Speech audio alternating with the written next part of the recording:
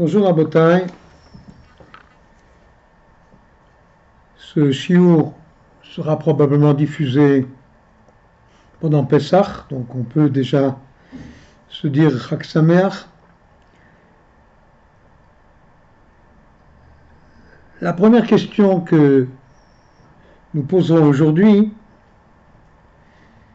c'est la différence qu'il y a entre certains miracles qui nous sont comptés dans le Tanakh, en Chumash, dans le Nach, et qui ont donné lieu à des célébrations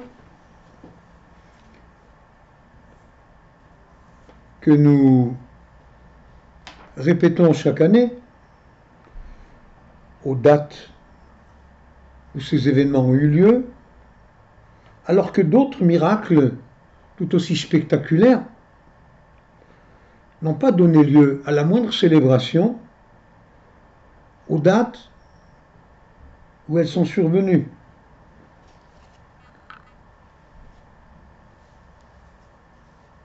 Yetziat Mitzrayim, la sortie d'Égypte, ça a donné le Pessah. On est sorti d'Égypte, on a été entouré de Ananim, les nuées, ou bien peut-être des cabanes, discussion dans la Gemara, ça a donné lieu à la fête de Sukkot. Ah, pourquoi Sukkot en Tishri, pas en Nissan? C'est une question à laquelle on répond, qui n'est pas notre sujet d'aujourd'hui. La Torah nous a été donnée le 6 Sivan, ou le 7. Nous fêtons Shavuot, Matan Torah, chaque année, le 6 Sivan.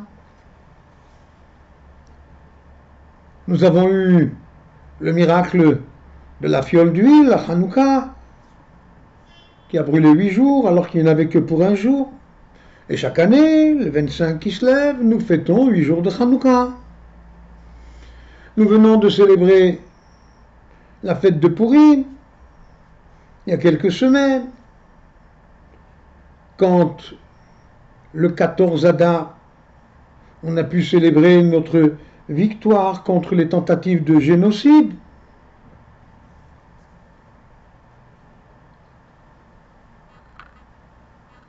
Nous célébrons chaque année Rosh Hashanah. Ah bah oui, il y a eu un événement très spécial à Rosh Hashanah. C'est le jour où l'homme fut créé. Nous célébrons chaque année, à Yom Kippour, le fait qu'Akadosh Baruch Hu, quand on fait Teshuvah, nous pardonne. Il nous a pardonné quand les Juifs ont fait le veau d'or et que Moshe Rabbeinu a dû monter à 2 reprises pour implorer le pardon, puis pour recevoir à nouveau les tables de la loi. Arrive le jour de Yom Kippour, dit Tishri, Vayomer Hashem salachti kitvarecha. Hashem dit, j'ai pardonné comme tu m'as demandé. Oh, le jour où Hashem a pardonné, eh bien, nous l'implorons chaque année à Yom Kippour pour qu'il nous pardonne. Par ailleurs, la manne qui a commencé à tomber dans le désert, pendant 40 ans, on a mangé un pain céleste. Certains disent, ça ne tombe pas du ciel. Eh bien si, ça tombait du ciel. La parnassa tombait du ciel. Et il n'y a pas un jour qui a été fixé pour célébrer cet événement miraculeux extraordinaire. Le jour où Moshe Rabbeinu a frappé sur l'ordre d'Hachem le fameux rocher, qui est devenu un rocher itinérant, de laquelle coulait une fontaine qui permettait à tout le peuple juif, hommes et bêtes, de se désaltérer, de se laver. Aucune célébration.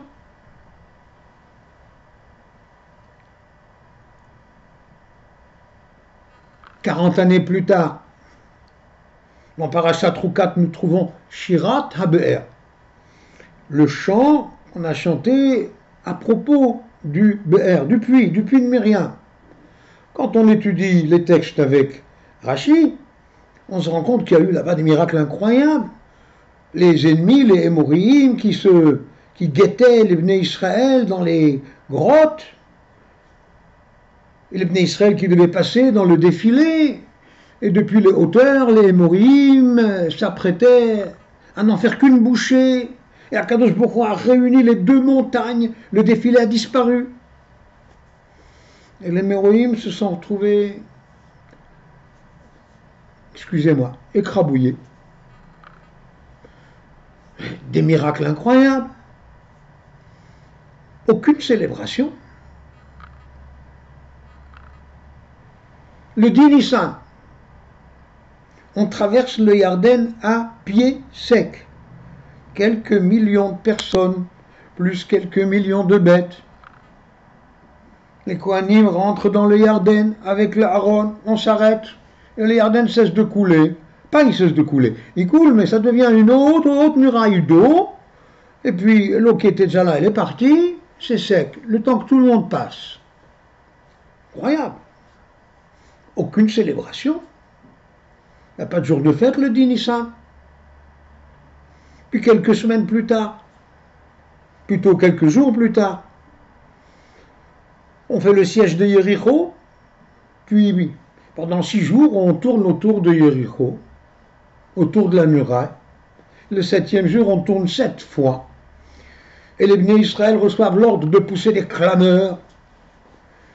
Et les murailles de Yéricho qui commencent à s'enfoncer dans le sous-sol, comme un ascenseur. Il n'y a même pas des éboulements de pierre à franchir. Rien. Il n'y a plus rien. Et on passe. Aucune célébration. Quelques semaines plus tard, Yoshua qui combat les Knaani, et des pierres qui se mettent à pleuvoir du ciel sur l'ennemi. L'ennemi qui fuit, il faut le poursuivre, le soleil va bientôt se coucher, la nuit c'est compliqué, et mon Yoshua qui dit « Shemesh begivon bo » Soleil, arrête-toi, stop, laisse-nous le temps. Et le soleil s'arrête, mais rien, aucune célébration. Bien sûr, la halakha nous dit que quand on arrive aux endroits, si on arrive à les reconnaître, où des miracles ont eu lieu, qu'il s'agisse des miracles qui ont eu lieu pour nos ancêtres, comme d'ailleurs des miracles dont nous aurions personnellement bénéficié, il faut s'arrêter et dire, pour un miracle personnel, Baruch she'asa li nes v'makom hazeh, source de bénédiction, celui qui m'a fait un miracle. Et quand on arrive là où nos ancêtres ont bénéficié de miracles, Baruch she'asa nissim la'avotenu, v'makom hazeh, dans cet endroit, bien sûr, il y a une bracha à faire, il faut reconnaître, mais il n'y a pas de célébration, il n'y a pas de fête. Pourquoi les uns oui, les autres non?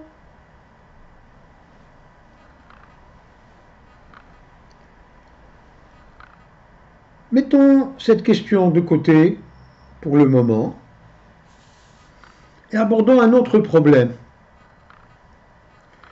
Nous disons dans la Haggadah, et c'est essentiel, puisque la Mishnah que nous répétons dans la Haggadah nous rapporte au nom de Rabban Gamliel que celui qui n'a pas dit ces 3 choses-là ne s'est pas acquitté de son obligation. Matzah zo she'anu ochlin al shuma, cette matzah que nous mangeons. Au nom de quoi? Al shem shelo hispik betsekam, c'est au nom de ce que leur pâte n'a pas eu le temps de lever lorsqu'ils sont sortis d'Égypte le 15 à midi. Alors nous mangeons de la matzah. Maror ze, she'anu ochlin, al shem va'imariru et chayehem. Vous rappelez que les Égyptiens ont rendu la vie des Juifs amère. Pesach, זה שהיו אבותינו אוכלים בזמן שבית המקדש קיים. Ce Corban Pessah que nos ancêtres mangeaient à l'époque où le Beth Amikdash existait, et qu'au jour d'aujourd'hui, où nous faisons ce chiour, nous espérons encore que peut-être on y aura droit cette année, puisque le chiour est enregistré avant Pessah. Eh bien, c'est Al-Shem chez Passah, parce que Akadosh Baruch Hu, il est passé par-dessus les maisons juives, il a épargné les Bnei Israël quand il a frappé tous les premiers-nés égyptiens. Pour le Maroc, on peut comprendre. Je rappelle que ces 3 mitzvot que nous pratiquons et que nous expliquons la nuit du Seder, elles ont été ordonnées à nos ancêtres en Égypte, avant la sortie d'Égypte. Alors qu'on leur demande de manger du maror, alors qu'ils sont à la fin des 210 ans de servitude, à la fin de tant et tant de décennies d'amertume, pour rappeler quel était l'état dans lequel on se trouvait et duquel Akadosh Baruch Hu nous fait sortir, pas de problème.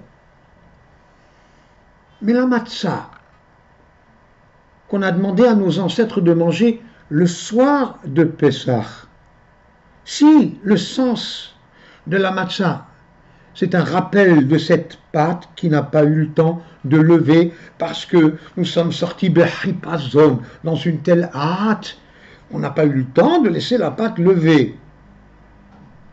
Mais ça n'était pas encore arrivé. Ça n'arriverait que le lendemain. Quel sens avait donc la matzah le soir, le premier Pessah, Pessah Mitzrayim, et le Corban Pessah lui-même. Nous disons que nos ancêtres ne le mangeaient que parce que Dieu est passé par-dessus les maisons juives. Il y a une discussion entre les Tanaïm pour savoir si, d'après la Torah, le Corban Pessah peut se manger toute la nuit ou il ne peut se manger que jusqu'à minuit. Quoi qu'il en soit, la halakha est bien d'accord, on ne le mange que jusqu'à minuit. Même si c'est de Rabbanan, ou peut-être que c'est Mina Torah. Mais ce qui est certain, c'est que le Corban Pessah, on l'a immolé l'après-midi, la veille de Pessah. Et que d'après ceux qui disent que, même d'après la Torah, il faut l'avoir mangé avant minuit. Donc on l'a consommé avant minuit. À quel moment Hachem a-t-il frappé tous les premiers-nés et épargné les Bnei Israël, passé au-dessus? À minuit. Donc on a mangé le Pessah avant qu'il ne passe. Et là nous disons, nous mangeons le Pessah, nos ancêtres mangeaient le Pessah parce qu'Hachem est passé. Oui, et nos ancêtres, les premiers, en Égypte, pourquoi le mangeaient-ils? Et si cette question ne suffisait pas, Chachamim nous disent que nos ancêtres, Abraham, Yitzhak et Yaakov, les patriarches, accomplissaient toutes les mitzvot de la Torah. Et nous avons des preuves écrites noir sur blanc dans le Chumash que Abraham a vu nous manger de la matzah à Pessah. Parce que dans Parashat Vayera, quand les Malachim qui quittent Abraham, les deux qui vont chez Lot, à Sodome, il y a marqué « Et il leur a cuit des matzot ».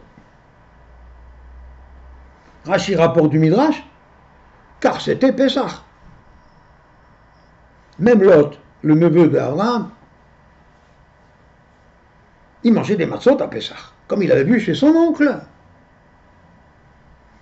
Et quel sens avait la matzah pour Abraham Avinu, plus de 4 siècles avant l'histoire de la pâte qui n'a pas eu le temps de lever, avant qu'il n'ait même son fils Yitzhak, duquel vont naître les Am Israël, ceux qui vont être asservis en Égypte. Yaakov Avinu se voit ordonné par sa mère Rivka de prendre 2 chevreaux et de les apporter chez Yitzhak en se faisant passer pour Esav pour prendre les bénédictions que Yitzhak voulait donner à Esav. Rashi rapporte, Pirkei de Rabbi Eliezer, 2 chevreaux, Yitzhak, il mangeait à lui tout seul 2 chevreaux, et là, seulement. Un chevreau, c'était Korban Pesach. L'autre, il avait demandé à Selim Matamim, prépare-moi des plats délicieux. Alors, l'autre chevreau, c'était pour les plats délicieux, l'un, c'était pour le Korban Pesach. Yitzhak Avinu, il mangeait le Korban Pesach. Mais, il n'y avait pas eu encore Makat Bechorot. Il n'y avait pas encore les Juifs asservis, il n'y avait pas encore Asher Pesach, il est passé par-dessus les maisons. Quel sens le Korban Pesach pouvait-il bien avoir?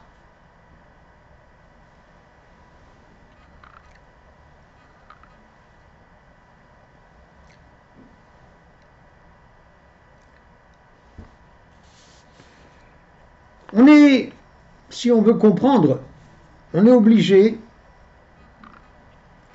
de se référer au Beit HaLevi. Le Beit HaLevi examine, analyse la question du Ben Harasha. Tout le monde sait, dans la Haggadah, on nous parle des 4 fils. Il y en a un qui est l'impie. Que demande l'impie? Ma ha'avoda hazot lachem. C'est quoi ce service pour vous? C'est quoi cette question? C'est quoi ce service pour vous? Pourrait-il s'agir de quelqu'un qui est complètement ignorant? Il ne sait rien, il ne connaît rien, il ne comprend rien. Dans ce cas-là, on ne devrait pas l'appeler rachat. On devrait faire de graves reproches aux parents pour l'éducation complètement ratée qu'ils lui ont donnée. Mais on l'appelle rachat.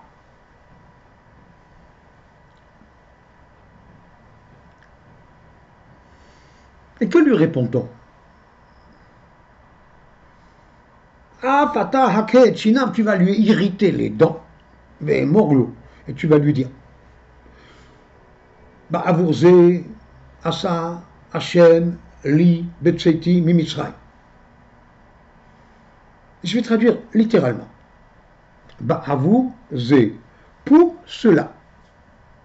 Asa Hashem, Li, Hashem a fait pour moi, Betseiti, à ma sortie d'Égypte. Énormément de gens, quand ils lisent ce texte, ils ont l'impression de dire que la réponse au fils rachat, c'est parce que Dieu m'a fait des miracles à la sortie d'Égypte. C'est pourquoi je fais cette avoda, je fais ce service, matzah, maror, pesach. Mais quand on lit les mots du passouk correctement, ce n'est pas ce qui est écrit. Il est écrit Ba'avour Zé, pour cela, Asa Hashem Li. D'abord, qu'est-ce que c'est cela exactement? Asa Hashem Li, Hashem a fait pour moi, Betseiti Mimitzrayim. Pour cela, Hashem m'a fait. C'est pas parce que Hashem m'a fait que je fais cela. A priori, c'est pour cela, Hashem m'a fait les miracles à la sortie d'Égypte. Si on regarde Rashi, dans le Chumash, Rashi va expliquer Ba'avour Zé, afin que je fasse ces mitzvot-là dans l'avenir. Pesach, Matzah, Maror, Asa Hashem li betseti mimitzray. Hashem m'a fait le miracle. Il m'a fait tous les miracles pour que j'accomplisse ces mitzvot. Ça, c'est la traduction de Rashi. Le Beit HaLevi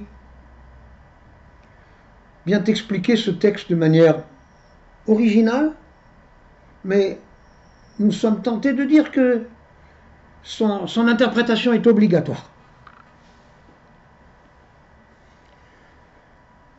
Le Ben Racha, si on l'appelle Racha, c'est que c'est lui qui est coupable quelque part et non pas les parents.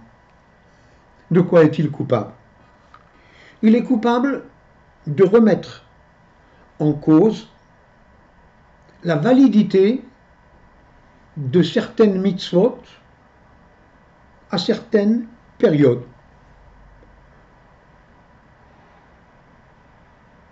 Par exemple, Korban Pessah. Il est écrit en toutes lettres dans le Zohar HaKadosh que la raison pour laquelle la Torah a dit qu'il fallait griller l'agneau pascal entier et qu'il ne fallait surtout pas casser le moindre os, il fallait laisser les os entiers pour que les Égyptiens voient qu'il s'agit bien d'un agneau qu'on a immolé, qu'on est en train de griller, dont on a jeté les restes, l'agneau qui représente la divinité des Égyptiens. Il fallait leur montrer, voilà ce que nous faisons de votre Dieu. Donc la mitzvah de Korban Pessah a un sens tout à fait compréhensible. Ce qui nous étonne, c'est qu'au moins à 2 reprises dans le Chumash, cette mitzvah s'appelle Chouka. Veshamarta et Chouka Hazot, c'est la suite du pasuk qu'on répond au Racha. Veshamarta et tu observeras et Chouka. Chouka, tout le monde sait, c'est la mitzvah qu'on ne comprend pas. Miyamim yamima, d'année en année. Il y a un autre pasuk, Zot Choukat HaPesach. Voici la Chouka, la mitzvah incompréhensible de Pessah, mais on a tout compris. Le Dieu des Égyptiens qu'on immole. Pourquoi Chouka? Vient le Racha et il dit à une époque où il y avait encore des Égyptiens, des peuplades de l'Antiquité qui croyaient à ce genre d'ineptie. Ça avait un sens de prendre l'agneau et de faire le Korban Pessah. Mais voyons, aujourd'hui nous vivons dans une civilisation éclairée. Plus personne ne croit à ces bêtises. Vous croyez vraiment que vous allez honorer Dieu en pratiquant ce genre de rituel? C'est lui qui fait du moussar, qui fait de la morale à ceux qui veulent pratiquer les mitzvot. Ma'avoda hazot lachem. Vous qui vivez dans une époque éclairée, civilisée, que vient faire cette avoda pour vous? C'était bon dans le temps, mais c'est plus pour maintenant.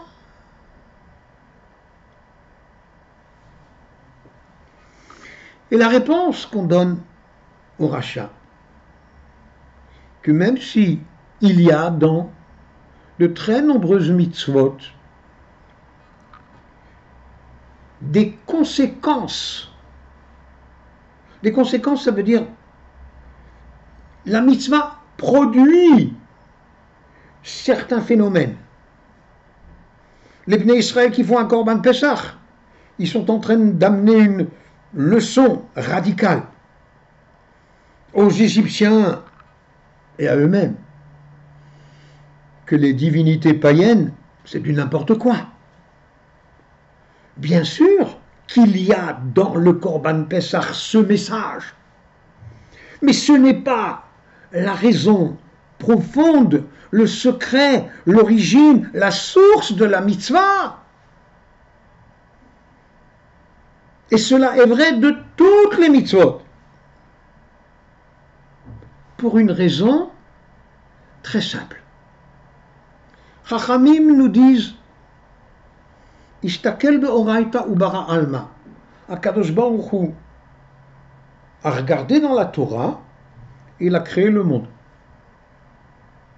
Le monde est un cadre qui a été créé en fonction de règles présentes dans la Torah qui elle-même précède l'univers.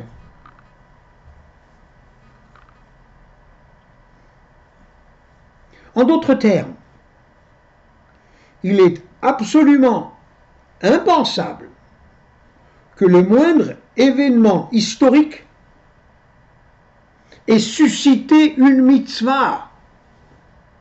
La mitzvah est éternelle, comme est la Torah dont la mitzvah fait partie. Éternelle veut dire que la mitzvah existe avant que le monde n'existe. Donc avant que l'histoire n'existe.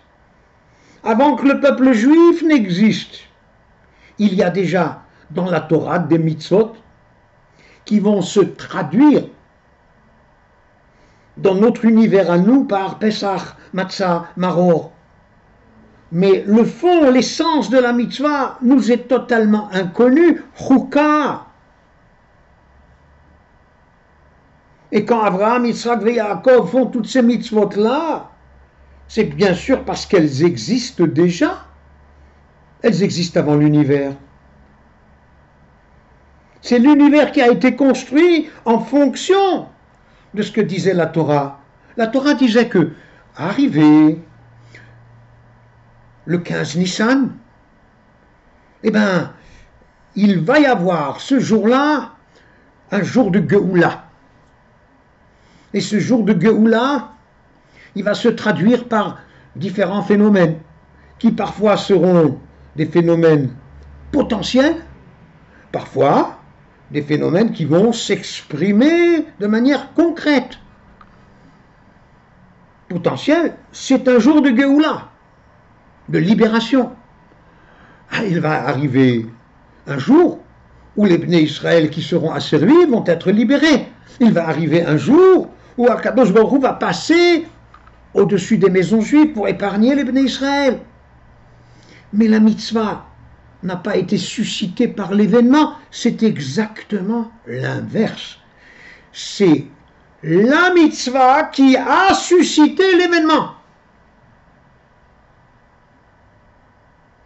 Et c'est exactement la réponse que le Père donne au fils Racha. Relisons cette réponse attentivement. Ba'avour zé. Pour cela, parce que j'ai accompli la mitzvah de Pessah le 14 après-midi, et je l'ai mangé avant minuit. Alors Hachem est passé par-dessus les maisons à minuit. À ça, Hachem lit. Il m'a fait des miracles à ma sortie d'Égypte. Ba'avourze, parce que j'ai mangé de la matzah le soir de Pessah. Cette mitzvah s'est cristallisée dans notre histoire par le fait que le lendemain, nous avons dû sortir d'Égypte, nous en avons été libérés avec une telle hâte que la pâte n'a pas eu le temps de lever. La mitzvah de matzah s'est cristallisée dans notre histoire. Mais ce n'est pas l'histoire qui a créé la mitzvah, chas v'shalom. La mitzvah est éternelle. Et ainsi, pour toutes les mitzvot.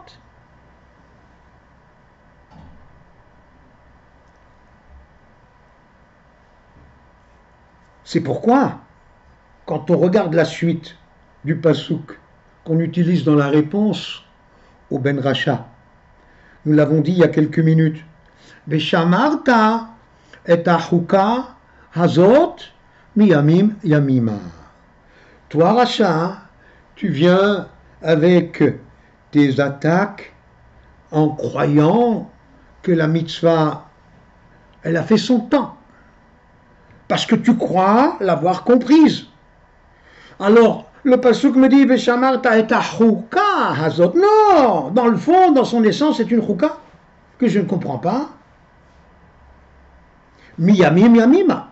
Ce qui fait que d'année en année, je vais continuer à l'observer, puisqu'elle n'est pas liée à un événement de l'histoire, c'est le contraire. C'est l'événement de l'histoire qui est dû à la mitzvah, et pas l'inverse.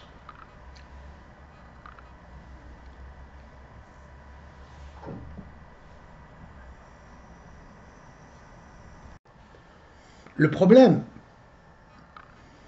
qui persiste avec l'explication du Beth Halevi, c'est la formulation de ce que nous disons dans la Haggadah, Matzah zo she'anu ochlin al shumma.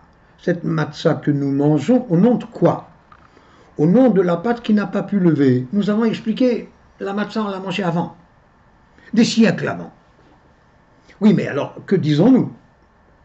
Explication du Beth Halevi.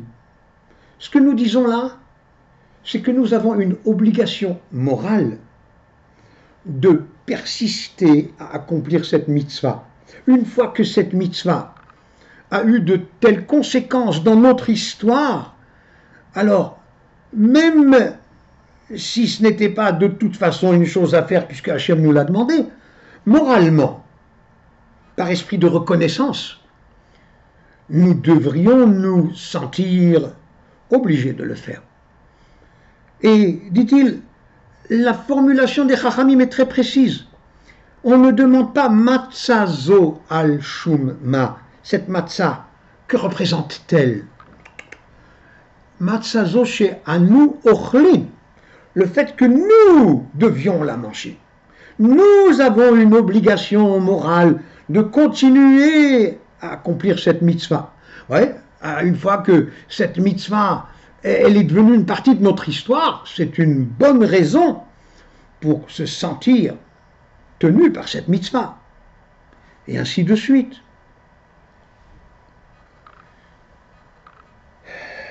Comme nous l'avons dit, cela vaut pour toutes les mitzvot de la Torah. Aucune mitzvah ne peut être suscitée par un événement de l'histoire. À partir de là, nous avons compris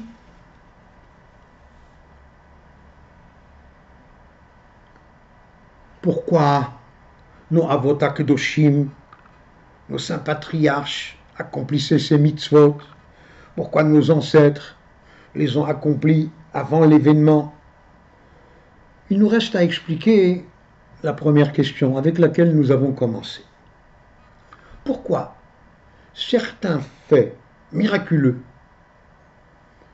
sont enregistrés à des dates précises que nous célébrons année après année et d'autres non?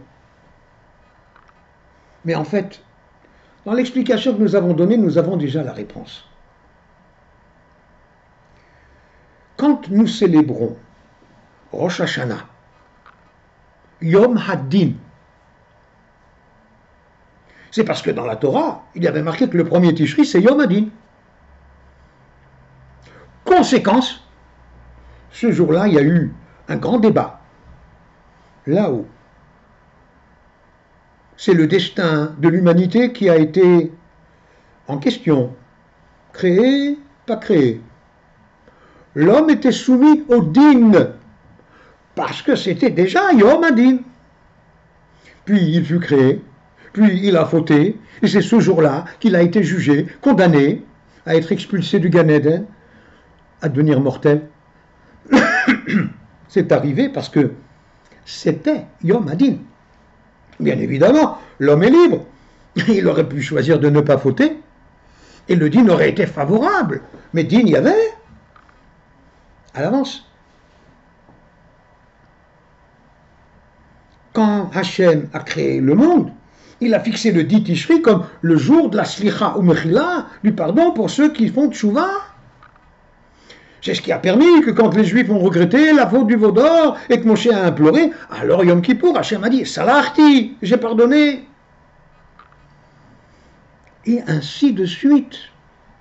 Il y a des jours qui ont été fixés par la Torah comme des jours où un événement a lieu, que ce soit potentiellement ou que ce soit activement, mais il a lieu chaque année. L'année s'appelle Shana. Shana, c'est un retour. C'est un cycle où, à certaines dates, il se passe des événements. Ah, bien sûr que ces événements peuvent prendre un sens ou l'autre selon les choix que l'homme libre va consentir. C'est ça, le pouvoir qu'Hachem a octroyé à l'homme. Mais ces jours-là sont des jours spéciaux. Ces jours-là sont célébrés, non pas à cause du miracle qui a eu lieu une fois dans l'histoire, mais parce que, avant même que le monde ne soit créé, ces jours-là étaient déjà fixés comme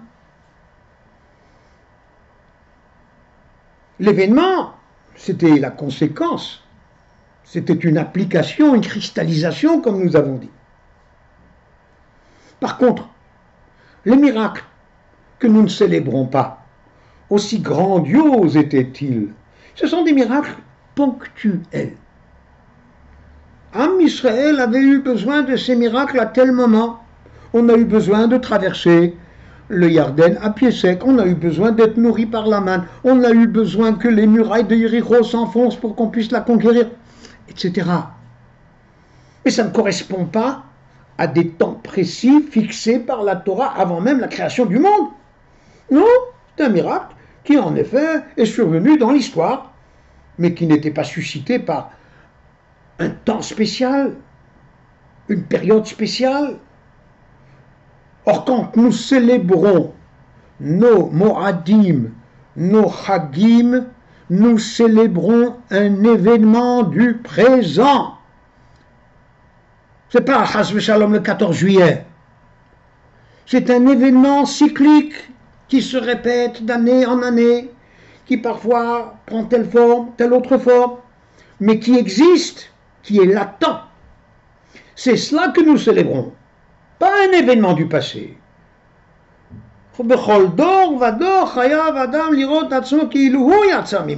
Chaque génération, un homme doit se voir comme si lui était sorti d'Égypte. C'est la Géoula présente. Chaque année à Pessah, et ainsi de suite. Chaque année à Shavuot, Matan Torah. Chaque année à Rosh Hashanah, Yom Adin. Ça, ce sont les événements que nous célébrons. Mais les autres miracles, qui étaient des miracles ponctuels, eh ben en effet, il n'y a rien à célébrer.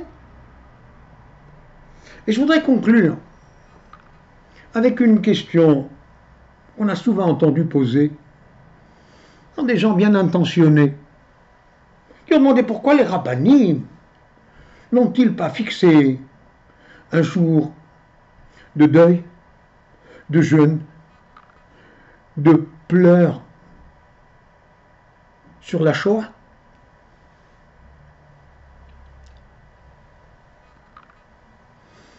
D'abord, en vérité, il n'était pas nécessaire de fixer un jour, parce que le jour existait déjà. De même, il y a des jours qui sont établis depuis avant la création du monde, pour des événements particuliers, on espère heureux. Il y a un jour de l'année qui s'appelle 9 Av. Et ce jour-là, selon le choix que feront les Juifs, se transformera ou en jour de fête, ou en jour de deuil dramatique.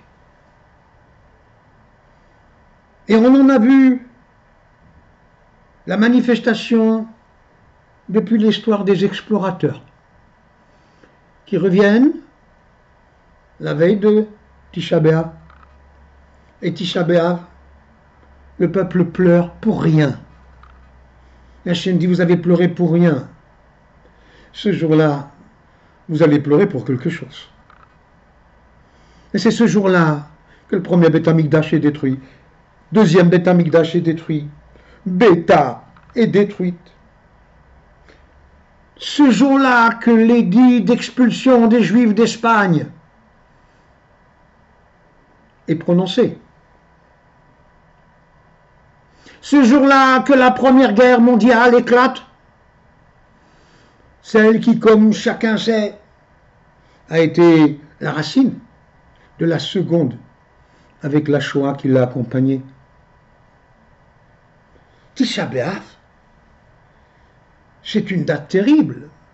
Et c'était inscrit dans la Torah depuis avant la création, que cette journée-là, selon les choix que feront les Bnei Israël, se transformera ou en ce genre de drame que nous venons de citer, ou en Moed, en jour de fête. Mais il faut faire les bons choix. Or, les commentateurs nous font remarquer que le Tisha B'Av, chaque année, va tomber le même jour que le premier jour de Pessah est tombé. Cette année, ce sera dimanche. Tisha B'Av tombera dimanche. Parce qu'Akadosh Baruch Hu, il est Makdim Refoua Lamaka. Il fait précéder la guérison à la plaie. Avant même que la plaie n'apparaisse, la guérison est déjà là. La guérison, c'est Pessah. C'est la Géoula. La Géoula du drame qui va se jouer à Tisha B'Av. Les Chachamim de nos jours n'ont pas ni la prophétie, ni le roi HaKodesh nécessaire pour pouvoir décider que tel jour correspond bien à un événement qui était déjà prévu depuis avant la création, et donc que nous devons célébrer d'une manière ou d'une autre. Depuis la clôture du Talmud, il n'y a plus de Chachamim capables de cerner. Il y a eu pour Hanouka, il y en avait encore. Pour Purim, il y en avait encore. Mais après la clôture du Talmud, c'est terminé. Cette puissance, cette clairvoyance de savoir que tel jour correspond à une réalité d'avant l'univers. Personne ne peut fixer de journée pour un événement aussi spectaculaire soit-il, dans le bon sens ou dans le meilleur. Mais le jour, pour la Shoah, il existe. C'est Tisha B'Av. Et étant donné que Akadosh Baruch Hu nous a fixé le jour de la Géoula, le même jour de semaine que Tisha B'Av, ça nous permet tous de prier en espérant que cette Géoula qui va se réaliser concrètement le jour de Pessah vers lequel nous approchons au moment où nous faisons ce shiur, transformera ce jour de Tisha B'Av quelques mois plus tard en Moed. Amen. Ken Yehi Ratzon. Une question de halakha, besoin d'un conseil personnel? Avec le service Question au Rav, les rabbinim de Torah Box sont à votre disposition 24 heures sur 24, 6 jours sur 7, pour vous répondre et vous aider sur tous les sujets. Shabbat, couple, cacheroute, conversion, loi de deuil. Question au Rav, c'est 13 000 questions reçues chaque année et répondues par écrit sur le site Torah Box et par téléphone, un appel reçu toutes les 4 minutes. Question au Rav, un service exceptionnel, gratuit pour vous.